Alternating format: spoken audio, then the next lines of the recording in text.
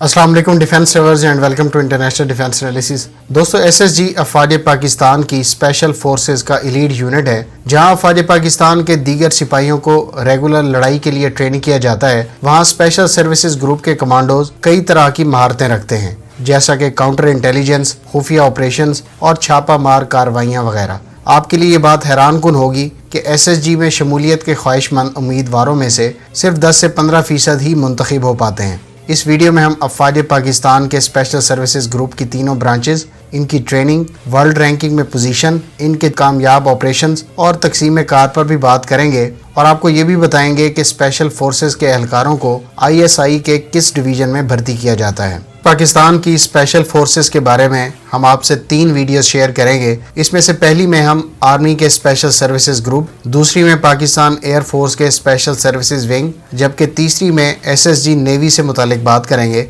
Viewers, इस series के तीनों पार्ट्स देखिएगा। हमारा दावा है कि पाकिस्तानी कमांडोज पर ऐसी तफसीली वीडियो आपने पहले कभी नहीं देखी होगी। So let's start.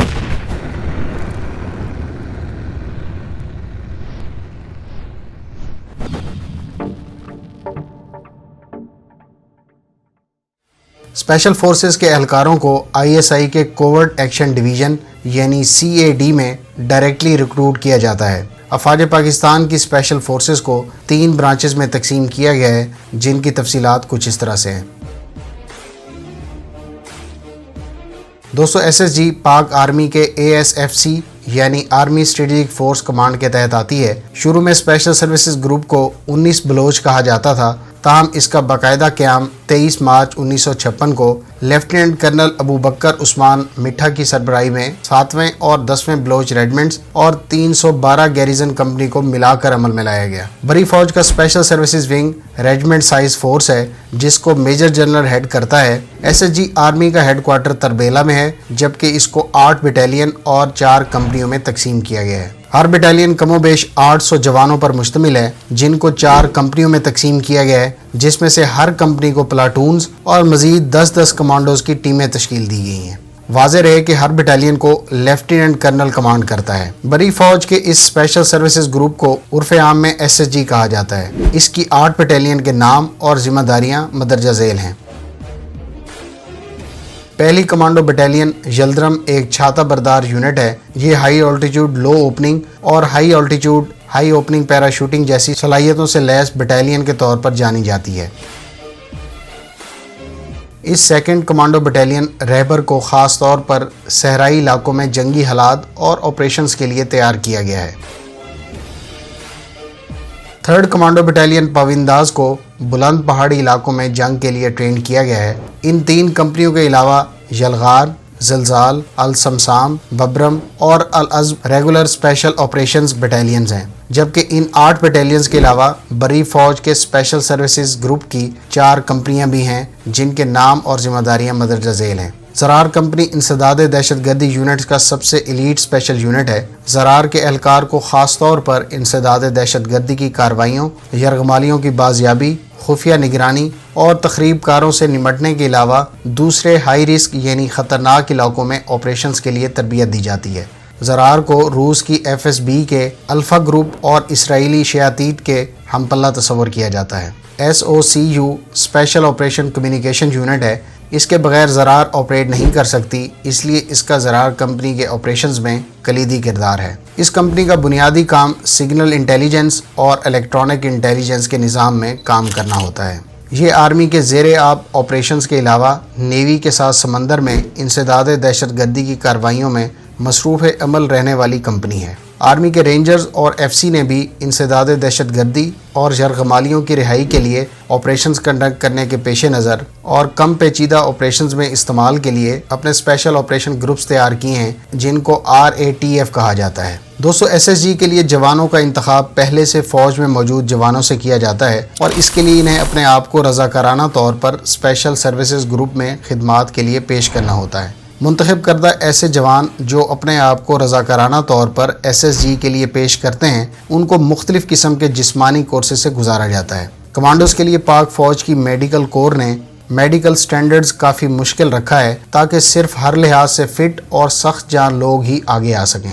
یہی وجہ ہے کہ اس پہلی سٹیج پر ہی کئی افراد منتخب نہیں ہو پاتے، کیونکہ اسپیشل فورسز کی ذمہ داریوں کو لے کر نہ زیادہ تعداد مطمع نظر ہوتی ہے اور نہ ہی ہلکی پھلکی تیاری کام آتی ہے۔ اس میڈیکل ایویلیویشن سے منتخب ہونے والے کامیاب جوانوں کو پیراشوٹ ٹریننگ اسکول پشاور میں اپنے آپ کو ایئر بورن یعنی چھاتہ بردار تربیت کے لیے خود کو پیش کرنا ہوتا ہے۔ یہاں سے ان کے لیے ایئر بورن کوالیفیکیشن بیچ حاصل کرنا ہوتا ہے۔ ایئر بورن کورس 4 ہفتوں پر مشتمل ہوتا ہے، جس میں جوانوں کو ہائی آلٹیچیوڈ، لو اوپننگ اور ہائی آلٹیچیوڈ ہائی اوپننگ جیسے طریقہ کار کے تحت 5 ڈے جمپس اور 3 نائٹ ملٹری فری فال میں مہارت حاصل کرنا ہوتی ہے۔ یاد رہے کہ ہائی آلٹیچیوڈ لو اوپننگ عام طور پر سامان رست گرانے اور جوانوں دونوں کے لیے استعمال ہوتا ہے، جبکہ ہائی آلٹیچیوڈ ہائی اوپننگ طریقہ کار خاص طور پر جوانوں کے لیے استعمال ہوتا ہے۔ ان دونوں طریقہ کار میں عام طور پر جوانوں کو 15,000 سے 35,000 فٹ کی بلندی سے چھلانگ لگانا پڑتی ہے۔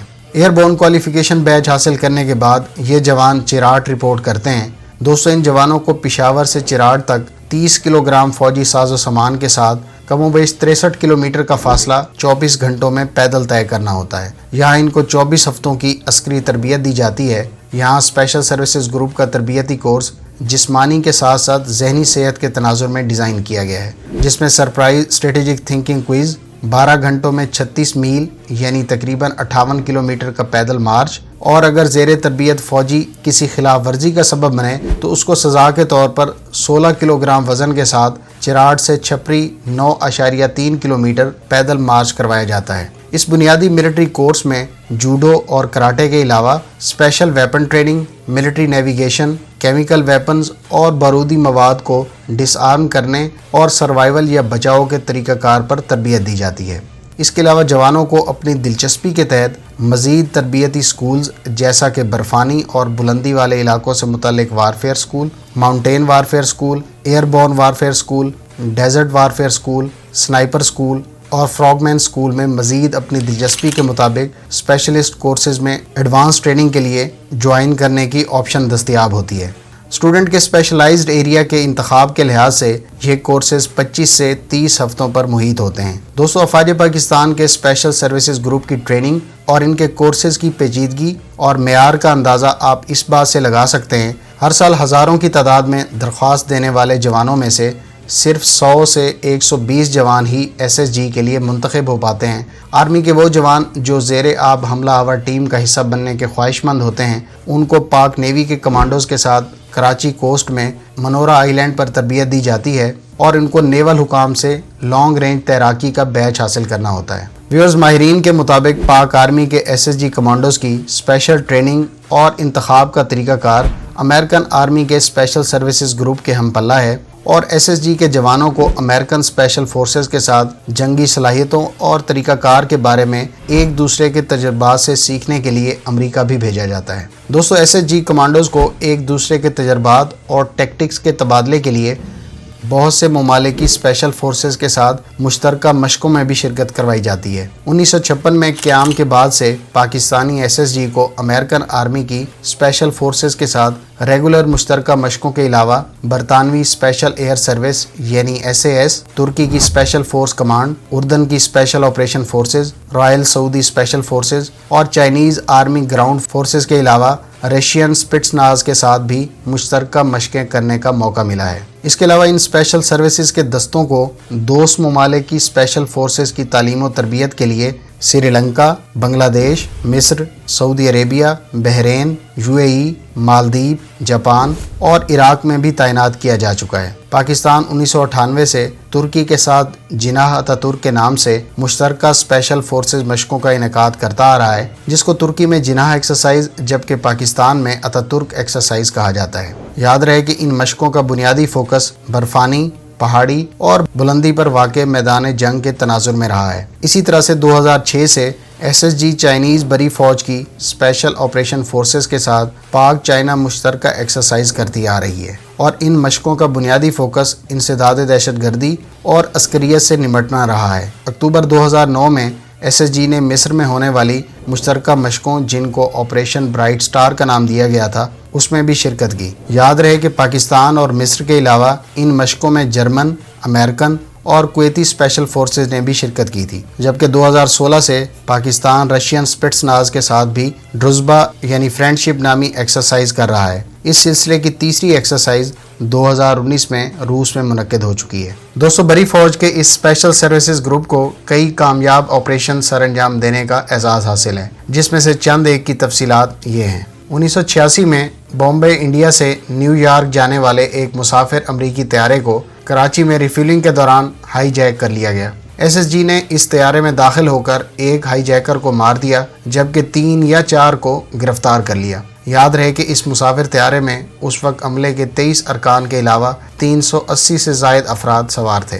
1994 میں افغان ہائی جیکرز نے 74 بچوں اور 8 ٹیچرز پر مشتمل اسکول بس کو اغوا کر کے اسلام آباد میں افغان ایمبیسی لے گئے، جس میں سے 57 اسٹوڈنٹس کو رہا کر دیا گیا، تاہم 16 لڑکوں اور ٹیچرز کو اپنے قبضے میں رکھا گیا۔ ایس ایس جی کمانڈوز نے ہائی جیکرز کی توجہ ہٹانے کے لیے ایک طرف ایک دھماکہ کیا اور دوسری طرف افغان ایمبیسی کے اس کمرے میں داخل ہو گئے جس میں یرغمالیوں کو رکھا گیا تھا۔ ایس ایس جی کے اہلکاروں نے صرف 20 سیکنڈ میں بغیر کسی جانی نقصان کے تمام یرغمالی رہا کروا لیے اور تینوں ہائی جیکرز کو موقع پر ہی ٹھکانے لگا دیا۔ اسی طرح سے 1998 میں چند دہشت گردوں کی طرف سے پی آئی اے کے فوکر جہاز پر قبضہ کر لیا گیا۔ ایس ایس جی نے کامیاب کارروائی کرتے ہوئے تینوں ہائی جیکرز کو پکڑ لیا اور اس آپریشن میں کسی مسافر کو کوئی نقصان نہ پہنچا۔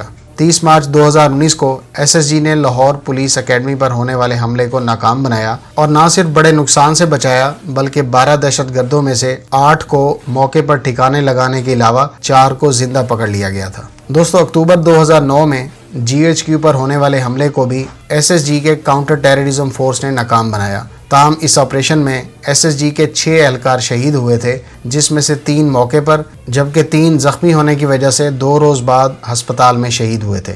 دسمبر 2014 میں آرمی پبلک اسکول پر ہونے والے حملے میں بھی ایس ایس جی کی زرار کمپنی نے بروقت پہنچ کر مزید جانی نقصان سے بچایا تھا، کیونکہ اسکول میں 1000 کے قریب طلبہ کے علاوہ عملے کے ارکان موجود تھے، جس میں سے 840 کو ریسکیو کر لیا گیا تھا۔ دوستو، ایس ایس جی کو سیاچین کے محاذ پر لڑنے کے علاوہ سری لنکن اسپیشل فورسز کو بھی تامل ٹائیگرز کے خلاف ٹرین کرنے کا اعزاز حاصل ہے۔